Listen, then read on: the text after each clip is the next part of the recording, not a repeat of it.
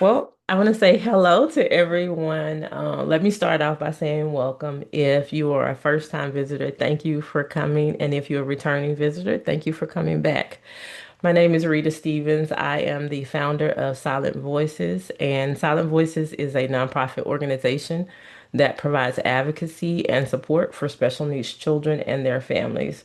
And one of the ways that we do that is we actually do interviews just like this so that we can connect you to resources and providers so that you can bridge the gap between the information that you have and the information that you need. So, if you are a first-time visitor, we do ask that you like and subscribe so that you don't miss another episode. And we want to say a special thank you to James for taking the time out to come and talk with us and just share about what they do at 1CP Sports and also share a little bit about himself and help you guys have a voice for your child. So, James, thank you again so much for being here and just chatting with me and sharing information about what you guys do in the community. Yeah, absolutely. I am so glad to be here and appreciate you making time. I know we had to reschedule the meeting a few times, but that's just how life is. And How life for is. most, yes, ma'am. You want me to go ahead and tell about sports? Yeah, if you would you just kind of talk to us a little bit about, tell us a little bit about yourself, but also a little bit about what you do. Yeah, so like you said, my name is James Arnold. I'm a physical therapist. I work with children with cerebral palsy at a specialty clinic here in Plano, Texas. I got there because I developed a passion early on for working with kids with different types of abilities and needs and lifetime illnesses early on in college, and then decided that physical therapy would be the way that I would pursue my career to be able to help and affect those families. And along that way, I got introduced into a program called Challenger Sports at Texas A&M through the Project Nice. Sunshine or PSUN group. And it was amazing. The first year, I just participated in it as a buddy. The second year, I decided to become the coordinator of all the sports because I just loved it so much. It was my favorite part of interacting. So I got to help run that portion of our program for a few years. And it was just basketball and soccer. Worked with the city and the university and just had a blast. Just saw that the kids benefited so much from Mm. getting outside to play the soccer or inside to play the basketball, and just the different types of adaptations that were already set when I got there, that I got to see, oh, these are not that hard. This is pretty simple to make it Mm. where most any of our kiddos could get on the court or on the field and feel some portion of both challenge and then some portion of success as well, and be able to excel at those skills, especially when they would come back season to season or year to year. So that was super Wow. cool. So once I got through physical therapy school, I found my job here in Plano, and the director of our program, Dr. Brunstrom Hernandez, really wanted a sports program alongside it. And Mm. we ran for a little bit through the clinic, but then decided that best, the heart behind it was always a nonprofit, but Yeah. time to be able to create that nonprofit it wasn't until COVID. So in 2020, we had a little bit of a decrease of our sports program. And so we took the time to file and become a nonprofit, which is what it needed to be. So now all of our sports are completely free. We usually run 6 week classes or so, with a couple other ones mixed in, that are on Tuesday nights from 5 to 6. And we do one sport at a time. So we'll do basketball for 6 weeks, and then we'll switch to baseball, fencing, soccer, tennis. We just finished our martial arts class. We do skateboarding mixed in there. And then we've also done cooking classes and art classes as well. So our main goal is to provide as many opportunities for families with kids with some type of movement disorder, is the population that we serve, which just, it doesn't mean it has to be CP. It just means that you have any type of difficulty with movement. If your child has any difficulty moving their arms or their legs or trunk, head, neck, then they are welcome to come join us. And we always let everybody come give it a try and see if it's a good fit for them. Yeah, that's amazing. See, I learned something today. I didn't even know how he started. And we talk all the time. That's So, right. what do you think has been one of the most misunderstood things about sports and children with disabilities, and what information would you share with parents? Yeah, I've talked with a lot of parents being in this space now. I've been doing the sports program here for nearly 9 years. Mhm. And so I've learned a lot from the parents. I feel like they see kind of two camps. They either see, okay, there's Paralympics, which is this huge high level. So those are the extremely skilled kids, and maybe those individuals didn't have any type of disability at birth. Maybe they developed it later on, and so Mhm. they see them as kind of strong, and that's hard to achieve. And then they see Mhm. maybe the potentially the lowest level at Special Olympics or Miracle League, and they don't feel like their kid maybe fits in, or if they do, they feel like their kid only fits in to one or the other camp. Mhm. Um, that's one of the biggest misunderstandings is that usually, and it's growing a lot more, but like our organization and others have a good spectrum of adaptability built within it. So whether you're over on this side or that side or anywhere in between, there are individuals that are willing and programs that are willing to help all abilities and all levels of abilities to be able to participate in sports. And I think just searching that out and using physical therapists, your occupational therapist, just any pediatricians, team members that you have on your kiddos care team, that's who can help you find the organizations besides searching on Google as well. Yeah, of course. I think that's really important what you just said, that it caters to all abilities. Because sometimes, as a parent, we look at our child and we may not want to put that limitation on them, but we may automatically put a limitation saying, I don't think he could do this, or I don't think, she could do that. So it's really important to know that it covers all, there are sports that will cover all abilities, and your child has the ability to get out in the community that don't have to be at home and in the house. They can interact with other people. Absolutely. So, with that being said, I kind of talked about this a little bit, but what do you think is the most challenging mindset that parents have to overcome? Because it's not the kids, the kids, even though they may have a physical limitation, they're like, I'm ready to go. Yeah. So, what do you think is the most challenging mindset that parents have to overcome? I one of the biggest ones I have to sell them on is that it's worth making time for in the Mhm. midst of again, I work daily with individuals for the therapy, and so I'm handing them exercises. I'm part of the positive problem that they have of they have Mhm. a billion things to do and not enough time to do it. And so when you encourage them to do something that's quote unquote for fun, if that's how they are labeling it in their mind, those Mhm. are the things that instantly get cut out for these families. They don't have time Mhm. to be able to do that. So encouraging them that this truly can be a more encompassing activity for not only the child, but for your family as well. The community that it can Mhm. build is critical for both your kiddo and for the caregiver. And even exercise wise, there is tons of research behind kiddos making more progress if they stay consistently involved in adaptive sports because they're motivated and they're exercising without even thinking about it. They'll Mhm. do 100 more lifts or pushes or something with their arms because they're throwing something or catching something or lifting something up or hitting the tennis racket than they would just sitting at the house doing their home exercise program. So we strongly encourage people to not only make the time, know that it's going to be worth it, and then know socially it's going to really benefit the kiddo as well and the parent. Yeah. And what's really interesting about what you just said is that, as parents, we're taking our kids back and forth to therapies, right? And the kids kind of get tired of just going to therapy. So they want to do something fun too. But as a parent, you want that progress, but you get a chance to see them continuing to work on those skills just in a different, space or different atmosphere. And the community is super important as a parent in this space. You need that additional support to keep going because you never know the friend that you're going to make that's going to be the person that encourages you. So that's really important to share. Yeah. So, with the kids that you've had like going throughout the program, is there any specific instance where it just really stuck out and you saw a significant change maybe in a parent or maybe in a child that just really stuck out to you? Yeah, let me think. I think kid wise, just confidence. There have been some kids who come in that not only have physical disabilities, but behavioral disabilities or social interaction type of diagnoses that Hmm. really limit their ability to connect with peers, both Mhm. in the community, the disabled community, and then also with their peers at school.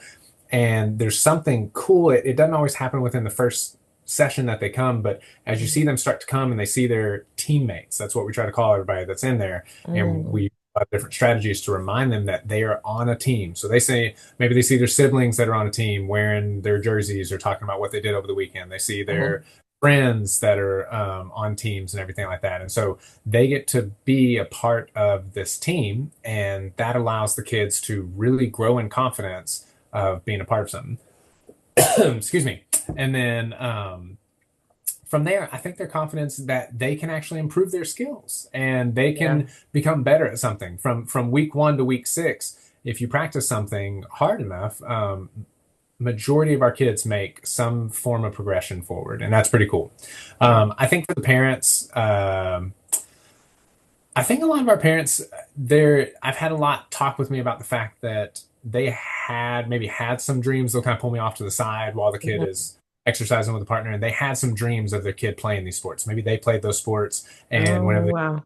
they still wanted that, and then maybe something didn't go as planned, Hmm. and they're so curious of and worried about what the future is going to look like, and they want that sports influence on their kiddo's life, and they get to see their child doing that sport that they were talking about or doing a different sport that this kiddo is better at, and Yeah. they didn't know that they could excel. And so getting to see parents shift that dream, instead of it being let go, they can Mhm. alter and form it into something new and even more beautiful, because these kiddos have to work 10 times as hard to make the progress than their able-bodied peers. And so I think that's probably one of the pieces for the parents. Yeah.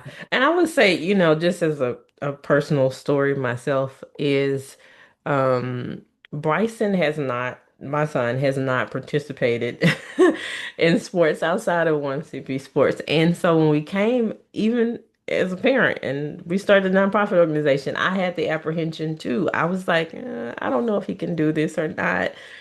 But once he started doing it, and you really do start to see that it is all abilities, and they will gain more confidence. And I think what you just said about the confidence is super important because you want them to be more confident in every space of their life. And so it may start here and then it may become a domino effect in other places as well.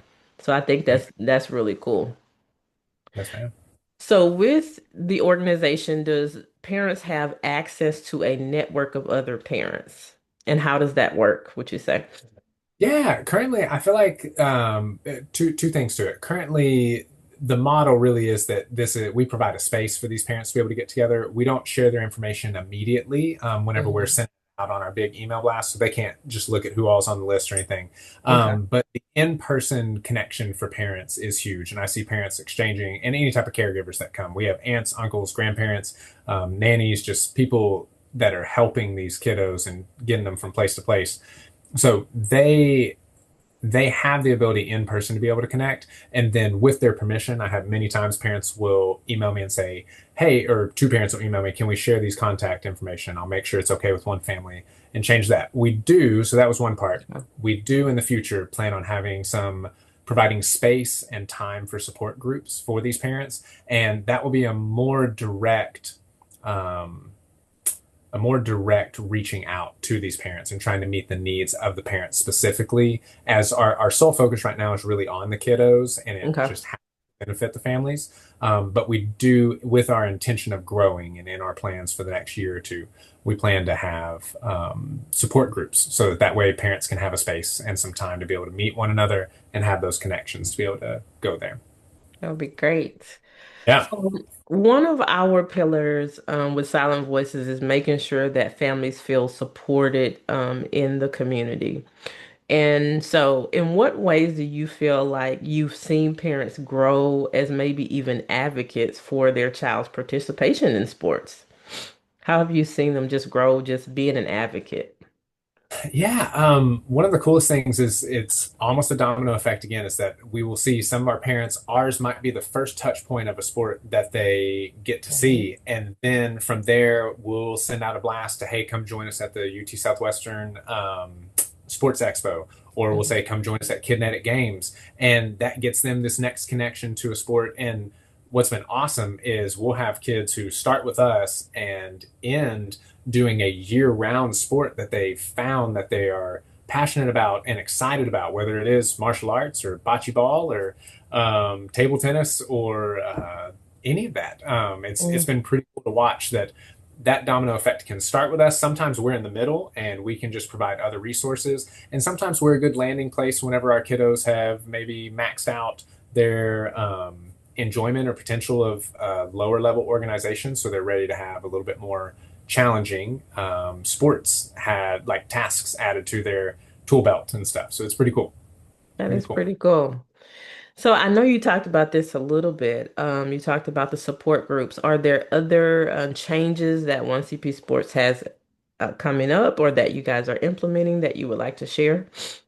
That's a good question. Our current restriction is really on the fact that I'm coordinating most all the sports and teaching probably 75% of them. So we are always expanding and trying to find other teachers and other people who are interested and excited about a specific sport or even a specific area. If it's over in the Fort Worth area, instead of being all, we're kind of more in the Dallas, Plano, McKinney, Frisco areas where most of our patients come from. And so just expanding in general and having assistance finding new locations and providing programs other days of the week because we only really meet on one day of the week with some one-off type weekend things. But so that'll be a big part. Each year we seem to find some unique new sport. This last year we got to do cricket for the first time with our organization. It was a blast. I learned a lot. I did not teach that one and just had so much fun seeing the kids just be able to relate maybe from other sports, but then Yeah, learn new terminology and be able to go to school and talk about it again with different friends and communities. It expands yeah, their ability to have other circles of friends and yeah. topics to talk about at school too. So we're hoping to have a couple more sports added and really just fill up the calendar with a lot of fun next year. Cool. So, how can parents get in contact with you to determine if this is a good fit for them, or what is the best way for them to do that? Would you say just come out, or you say email me? What do you think Yeah, is I the best think our way? email is 1cbsportsplus@gmail.com. And it goes directly to me so I can filter through that and answer just tons of questions up front. Majority of the time it ends with what you were just saying. Hey, y'all can come, if y'all want to come watch, just kind of see what it's like. Let your kiddo come, just get a glance and see if they want to participate. If y'all want to come participate in one, they're all free. So then we just have a liability form that we have everybody sign. And then it's not too comprehensive. It's just front and back, and that just makes sure that everybody's safe and covered legally. And then your child's able to come participate. We love that. Facebook and Instagram too are two great places to follow us. To even at home show your kiddo what our sports look like, and you can just scroll back and back to look at different pictures and videos of what we've done in the past in case that sport's coming up or they want to wait for it. It can just give a little bit more of the rhythm of what our sports look like. Sounds good. So now, of course, with all the sports being free, I have to ask this question. How can the community of parents continue to support 1CP Sports?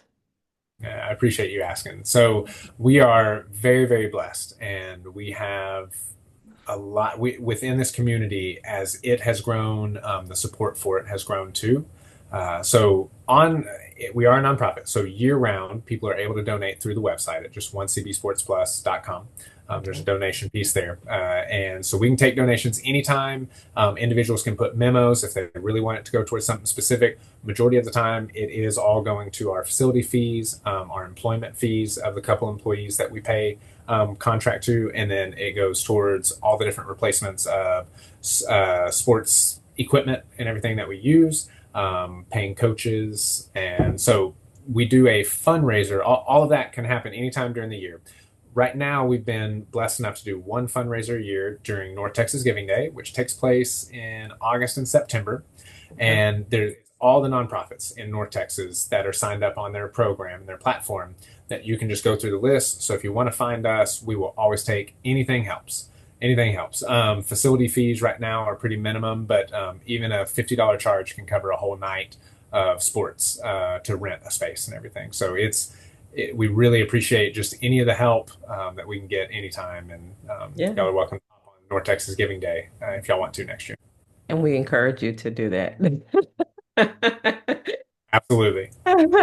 So our last question for today, I always like to lead the parents with just impactful encouragement. As you know, this is a space that is, challenging at times, Mhm. often discouraging, but along the way, we also receive encouragement. And so whoever watches this video, or shares it with another parent, they may actually need this. And so what would you share as just an encouragement word to the parents to help them advocate and to have a voice for their child as it relates to just advocating in general for their child? Is there one word that you would like to give as a word of encouragement to those parents? Yeah. Miss Rita knows me. I don't do anything with one word. I use a lot of words. Or a couple of Too string many. of words. Yes, yes. I use too many words when I could use less words. My main form of encouragement, and I need to continue doing it better within my practice and within sports too, just to keep it constant. But we try to implement this often is to say, you as the caregiver, you as the parent, you as the individual that is having a significant impact in this child's life or young adult's life, because young adults can participate in our sports too. You're doing an awesome job because you're doing any of the job. You're doing an awesome job, and you are so needed. Your acts that you are doing, any of them, small to large, for any of these individuals that have a different ability, are worth every second of doing.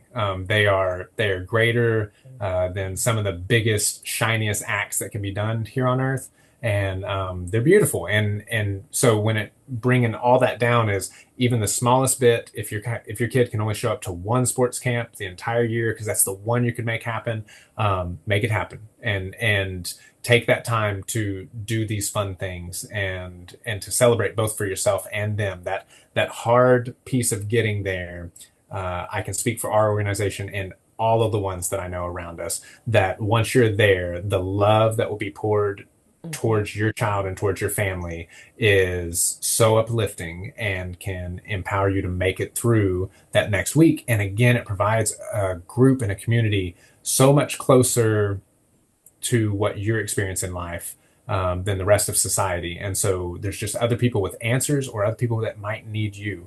And sometimes that's a final piece too, is that you're doing so much already, but these small moments that you might have around other individuals, whenever you're able to do an act for them or just give them a bit of encouragement, can change their life and start yet another domino effect that just keeps rolling. So yeah, you're Yeah. doing awesome. That's a good encouraging word. It's a good place that we're gonna end, but we'll be back. So thank you so much for taking out time to just share about what you guys do and giving those encouragement words to the parents and also just enlightening them that, sports is all abilities. Right. And so as a parent, we will definitely leave the information in the description for you so you can reach out to James and his team.